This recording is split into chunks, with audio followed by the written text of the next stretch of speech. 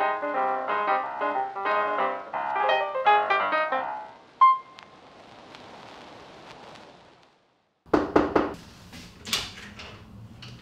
σας. Περάστε. Χαίρετε. Έλλη Τσετρετζή. Γεια σου, γιατρέ. Βαγγέλη, περίμενε λίγο. Όχι, καθίστε, καθίστε. Κάτσε κάτω, παιδί μου. Μην αρχίσουμε τώρα μπροστά στον άνθρωπο. Δεν ξέρω για ποιο πράγμα μιλάτε, αλλά είμαι ο κατάλληλος άνθρωπος για να αρχίσετε μπροστά του. Πείτε μου, γιατί είστε εδώ σήμερα? Ουσιαστικά σας συνέστησε σε εμάς η κόρη μας. Έχετε κάνει κάποιες συνεδρίες με έναν φίλο της, τον Παναγιώτη, και μου ζήτησε μάλιστα να σας ευχαριστήσω. Δεν μου λες, γιατρέ. Εδώ πληρώνεις φόρο επαγγελματικής στέγης. Πόσο πάει, αν επιτρέπετε? Τώρα τι καταλαβαίνεις? Μισό λεπτό. Καλά με περνάς για τυφλή. Κύριε Τσετρετζή, γιατί σας είναι σημαντική η ερώτηση τι κερδίζω από το επάγγελμά μου? Γιατί εγώ δουλεύω σε ένα φανοποιείο, ας πούμε.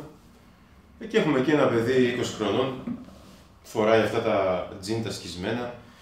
Πες περιπτώσει, καλό παιδί ο Δημητράκης, αλλά πώς να σου το πω τώρα, είναι λίγο αγαθούλης. Και έρχεται εκεί μια κυρία λίγο ξινή, φοράει αυτά τα κασκόλτα μάλινα. Εγώ στην αρχή λέω, μπα. Γιατρέ, μπορώ να πω κάτι επί της διαδικασίας? Περιμένετε λίγο, κύριε Βαγγέλη. Άκου, γιατρέ. Λοιπόν, και μετά μαθαίνω ότι η κυρία αυτή είναι από τη Ρωσία. Εγώ του λέω, ρε Δημητράκη, Τον αφήνετε να ολοκληρώσει γιατί πιστεύετε ότι η ιστορία πάει κάπου? Δεν πάει κάπου. Καλά. Να τον αφήσουμε να τελειώσει. Είναι μια σιωπηρή συμφωνία που έχει κάνει με τους ανθρώπους.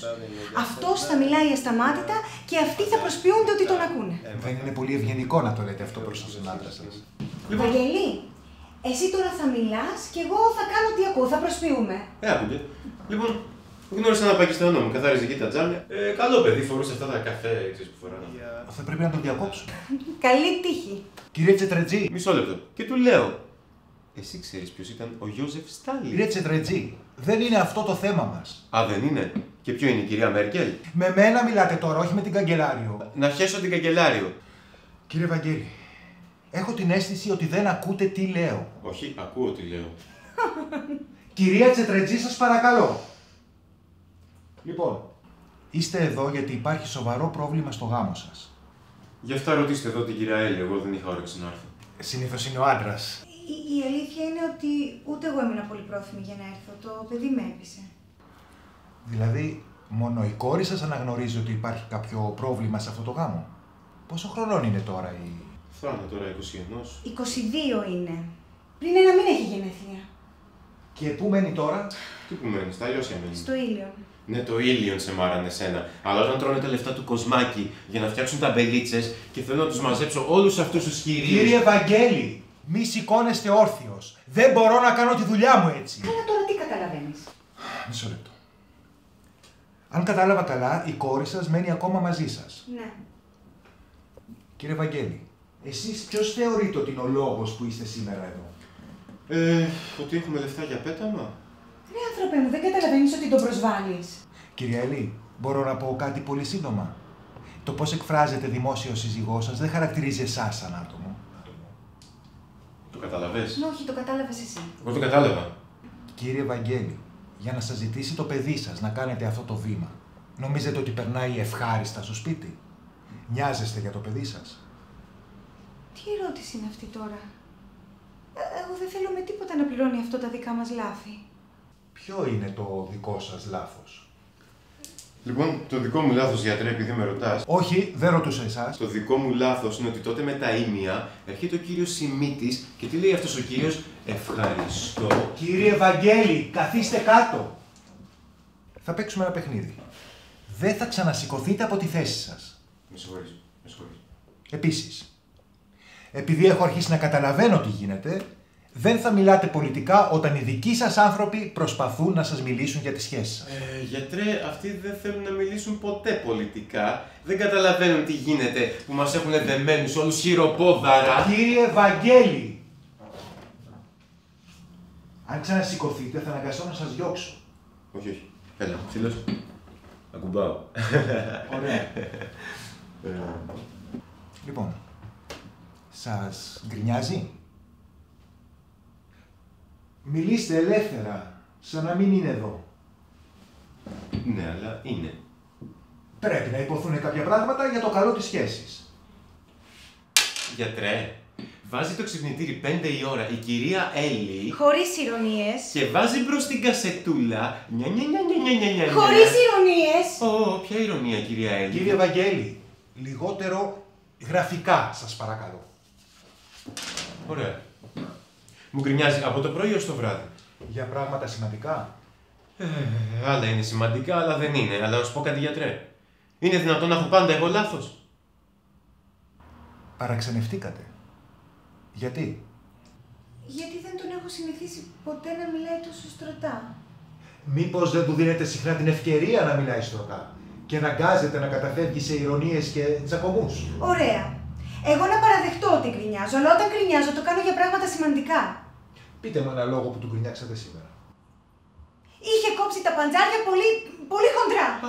Τα παντζάρια ήταν... Κύριε Βαγγέλη, δεν αναγνωρίζετε σε κάποιο επίπεδο ότι το θέμα σας δεν είναι τα παντζάρια?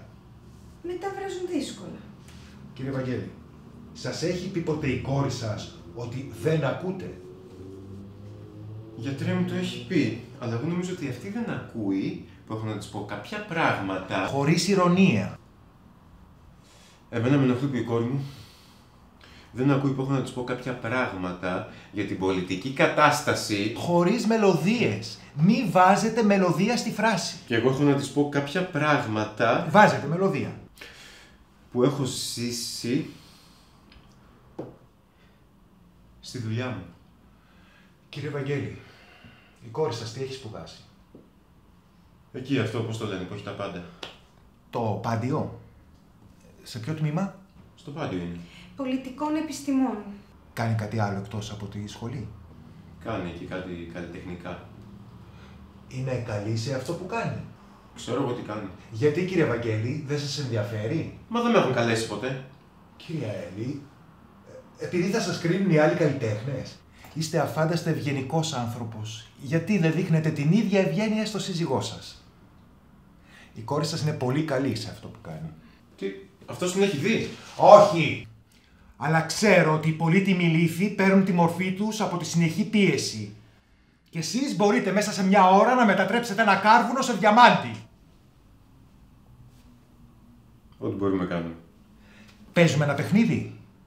Με το που κάνω έτσι, σταματάτε να μιλάτε. Α, καλά, γιατρέ, εγώ αυτά τα ψυχολογικά δεν τα καταλαβαίνω.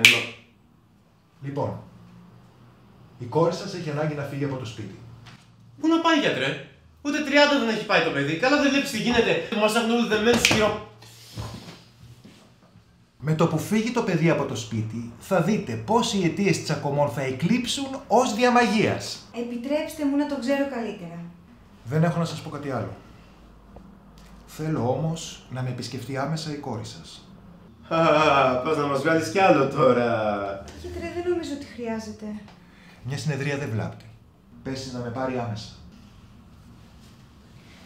Δηλαδή θα πληρώσουμε κι άλλα. Πάμε, ηλίθιε, πάμε. Τις ρακέτες του πήρες. Ελάτε κύριε Βαγγέλη. Δεν σου είπα σένα για την κυρία Μέρκελ. Λοιπόν, οι Γερμανοί Κύριε Βαγγέλη. που είναι πιο έξυπνοι από εμάς. Κύριε Βαγγέλη. Καλό στο παλικάρι. Δεν μου λες εσύ, τι δουλειά κάνεις? Ευαγγελιάστον τον άνθρωπο. Τι θέση? Για πες μου, φίλε μου, από πού είσαι? Από Τρίπολη. Έλα, εγώ από Θήβα. Έχω ένα φίλο από Θήβα. Πατρίδα. Πάμε, άνθρωπε, μου περιμένει το παιδί στο σπίτι. Ναι. Γεια σου, πατρίδα. Όχι. Δεν είναι αυτός από τη Θήβα. Ο φίλος του είναι. Ισηλίθιος. Καταλαβαίνεις. Τώρα θα λέει ότι γνώρισε στον γιατρίο συγχωριανό του.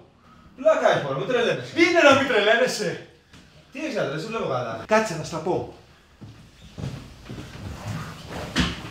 Νόμιζα ότι είχα ξεπεράσει κάθε θέμα που είχα με τους γονείς μου. Και τώρα ήταν εδώ μπροστά μου και τους έκανα ψυχανάλυση. Εγώ θα πιω ένα ουίσκι. Στάξω μου λίγο. Δεν έχεις καμιά ψύχωση? Γιατρέ, άνοιξε μου την κάρδουλα σου. Σωτήρη, έχουν πει δεν πίνουμε. Βούλωνε εσύ τώρα, λέμε, μιλάμε τον άνθρωπο, δεν καταλαβαίνεις.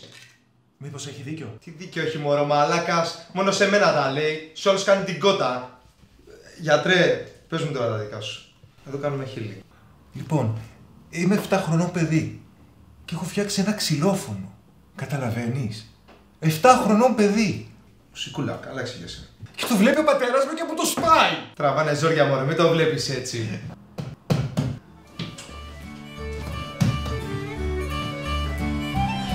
πολύ.